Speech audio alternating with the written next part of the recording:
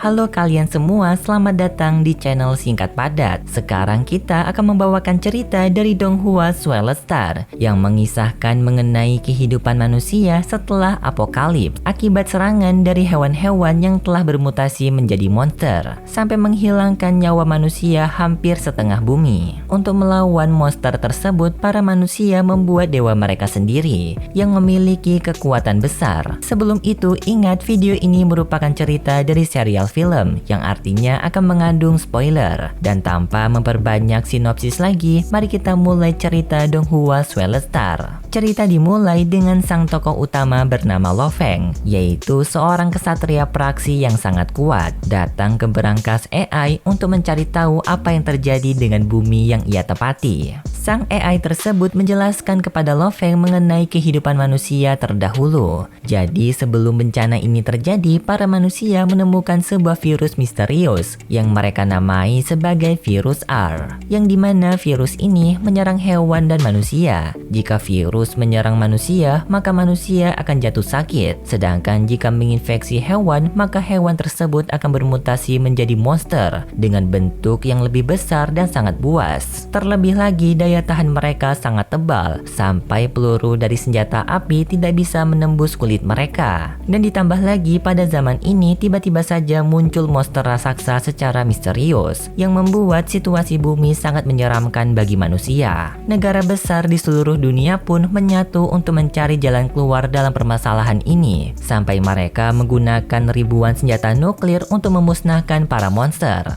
Hal ini awalnya cukup berhasil, namun lama-kelamaan para monster malah berkembang lebih cepat dan jumlah mereka meningkat. Setelah melihat berangkas cerita masa lalu dari AI, Lo Feng, sang tokoh utama sekaligus merupakan kesatria super praksi, berangkat ke udara untuk membasmi monster-monster terbang, yang dimana Lo Feng ini memiliki kemampuan bertarung yang sangat hebat. Puluhan monster terbang yang berada di depannya dapat Lo Feng kalahkan dengan mudah, sampai Lo Feng mendapatkan sinyal kalau monster raksasa muncul ke daratan, dan Lo Feng pun sendirian melawan monster raksasa itu.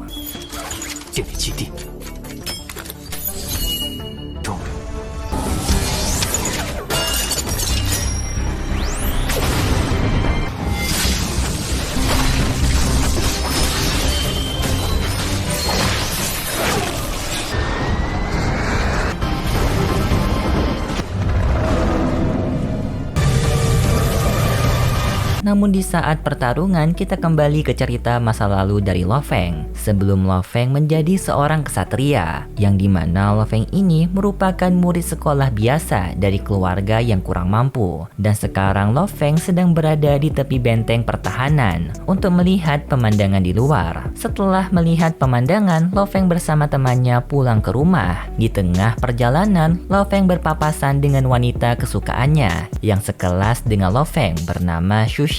Namun di saat itu, tiba-tiba saja tempat tinggal mereka mendapatkan serangan dari monster terbang bernama elang emas mahkota hitam. Lo Feng pun dengan sigap langsung melindungi Shushin dari pecahan kaca yang disebabkan oleh monster terbang. Dan untungnya di waktu yang sangat pas, mereka mendapatkan bantuan dari kesatria praksi. Namun kali ini hanya satu orang, dan tidak tanggung-tanggung kesatria praksi yang datang berasal dari tingkatan tertinggi, yaitu dewa perang. Kesatria praksi tersebut bertarung di atas udara agar mengurangi korban jiwa, dan hanya dengan sekali tebasan monster terbang langsung mati seketika. Setelah bertarung, kesatria praksi itu turun, dan sekilas terlihat kalau ia melihat ke arah Lo Feng. Lalu kemudian ia pergi. Keesokan harinya, Lo Feng menghadiri pembelajaran di kelas, dan di saat jam istirahat, Lo Feng mendapatkan gangguan dari murid sekelasnya bernama Hobei, yaitu murid yang berasal dari keluarga kaya raya. Hobei sendiri sangat membenci Lo Feng karena ia tidak suka adanya murid miskin yang ingin masuk menjadi kesatria praksi, karena Hobei juga memiliki keinginan yang sama. Lo Feng pun dikeroyok oleh Hobei bersama teman-temannya, dan untungnya berkat Lo Feng yang hebat dalam bela diri, ia mampu memenangkan perkelahian.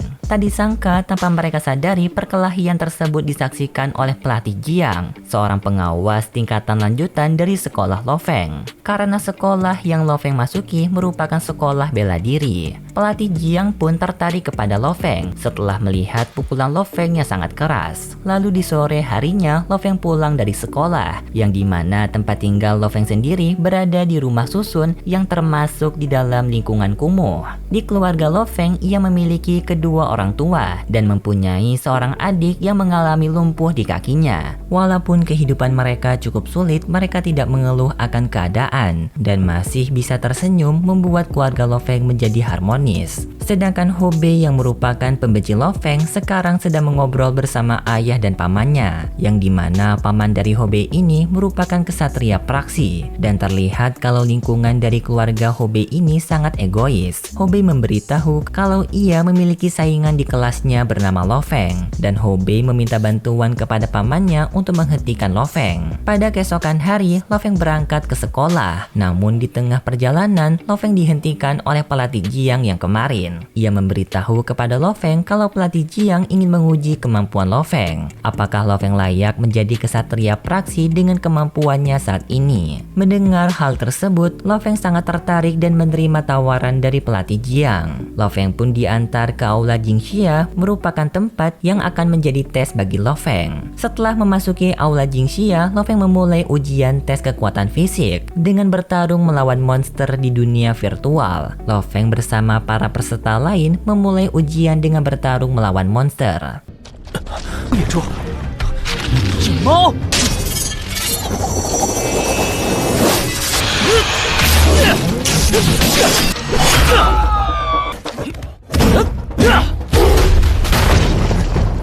Setelah ujian virtual selesai, Lo Feng mendapatkan berita baik kalau ternyata Lo Feng dinyatakan lulus dari ujian pertama dengan mendapatkan nilai tertinggi. Artinya jika Lo Feng berhasil lulus di ujian kedua nanti, maka Lo Feng secara resmi akan menjadi anggota kesatria. Kemudian di tengah perjalanan Lo Feng pulang, ia melihat ayahnya sedang bekerja di rumah orang kaya. Namun di saat itu, Lo Feng melihat kalau ayahnya sedang dihajar oleh sang pemilik rumah, yang ternyata rumah itu milik Ho Bei. Lo Feng yang tidak terima ayahnya dihajar bertarung menyelamatkan ayahnya, sampai Lo Feng berhasil memenangkan pertarungan. Namun karena pertarungan tersebut, polisi datang dan menangkap Lo Feng karena di sini Lo Feng dianggap telah melakukan kekerasan di rumah orang lain. Dan untuk saat ini, Lo Feng akan ditahan di penjara agar bisa melakukan pemeriksaan. Di dalam penjara tersebut, Lo Feng memanfaatkan waktu kosong untuk membangkitkan kekuatan kesatria dengan teknik Wuxing Xiangting yang tadi diajarkan waktu berada di aula Jingxia. Yang dimana maksud dari Wuxing Xiangting adalah penyerapan kekuatan alam untuk meningkatkan energi genetik agar sel-sel milik kesatria termasuk Lo Feng berevolusi. Lo Feng pun berhasil melakukan teknik Wuxing Xiangting.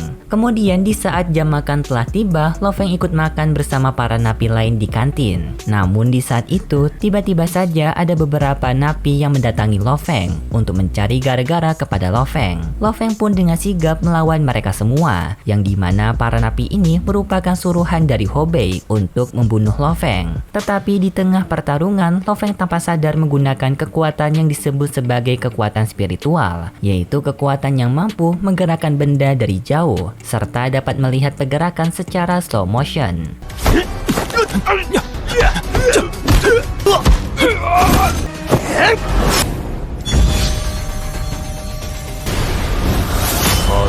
Pelatih Jiang sendiri pernah memberitahu kalau kekuatan spiritual merupakan kekuatan langka yang hanya dimiliki oleh beberapa orang karena muncul secara alami. Lo Feng yang masih belum terbiasa menggunakan kekuatan spiritual tidak mampu mengendalikan kesadarannya yang membuat Lo Feng pingsan. Kemudian setelah Lo Feng kembali tersadar, ia terbangun di rumah sakit milik militer. Lalu Lo Feng turun ke bawah dan bertemu dengan petugas penjara, yang dimana petugas penjara menyampaikan kalau Lo Feng sudah diperbolehkan pulang ke rumah karena tuduhan penyerangan Lo Feng di rumah Ho Bei tidak benar. Hal ini bisa terjadi karena ada seseorang yang telah memberikan rekaman CCTV lalu lintas yang merekam perkelahian di rumah Ho Bei. Dari rekaman tersebut terbukti Lo Feng bertarung sebagai pertahanan diri, bukan penyerangan. Kemudian setelah Lo Feng keluar dari tempat tahanan, ternyata Lo Feng telah ditunggu oleh seseorang, yaitu Shu Xin. Lo Feng pun menyadari kalau seseorang yang telah membantunya keluar dari penjara penjara dengan memberikan rekaman CCTV adalah Shushin. Di sana pun Lo Feng sangat berterima kasih kepada Shushin, dan juga Shushin mengucapkan selamat atas Lo Feng yang telah lulus di ujian pertama dari seleksi kesatria, yang ternyata Shushin sudah mendengar kabar ini. Lalu mereka berdua pun sama-sama menikmati indahnya matahari terbenam. Kemudian pada keesokan harinya, Lo Feng mendapatkan kabar gembira dari Aula Jingxia, yang dimana mereka memberikan tawaran kepada Lo Feng untuk bergabung bersama Aula Jingxia, dengan Lo Feng dibayar menggunakan sejumlah uang yang banyak, serta Lo Feng akan diberikan fasilitas penuh berupa villa mewah. Lo Feng pun dengan sangat senang menerima tawaran itu. Namun ia masih bingung kenapa Aula Jingxia sampai rela membayar Lo Feng dengan mahal untuk bergabung bersama mereka. Yang ternyata hal ini terjadi karena ketua Aula Jingxia melihat potensi sangat besar dari Lo Feng. Jadi bayaran tersebut bisa dibilang setara. Kemudian Lo Feng dengan gembira pulang ke rumahnya bersama petugas pindah rumah. Lo Feng pun menyampaikan kepada keluarganya kalau hari ini mereka akan pindah ke rumah baru yang sangat mewah. Lo Feng bersama keluarganya pun diantar ke rumah baru mereka, yang terlihat memiliki halaman yang sangat luas dan rumahnya sendiri sangat mewah dan indah. Interiornya juga tidak main-main. Semua perlengkapan rumah telah diisi dengan perabotan-perabotan mahal. Kemudian pada keesokan harinya, Lo Feng akan melanjutkan ujian kesatria praksi. Sekaligus ujian ini merupakan ujian terakhir. Walaupun secara resmi Lo Feng ini sudah bergabung bersama Aula Jingxia, namun ia memutuskan untuk tetap melanjutkan ujian agar sesuai dengan prosedur pendaftaran. Sebelumnya, Lo Feng telah menyelesaikan ujian virtual mengalahkan monster, dan di ujiannya kali ini Lo Feng akan bertarung melawan monster secara langsung bersama dengan peserta lain. Dan untuk penilaiannya kali ini mereka diminta untuk mengumpulkan telinga monster sebanyak mungkin sebagai penilaian. Lalu ujian melawan monster pun dimulai. 血腥味好重。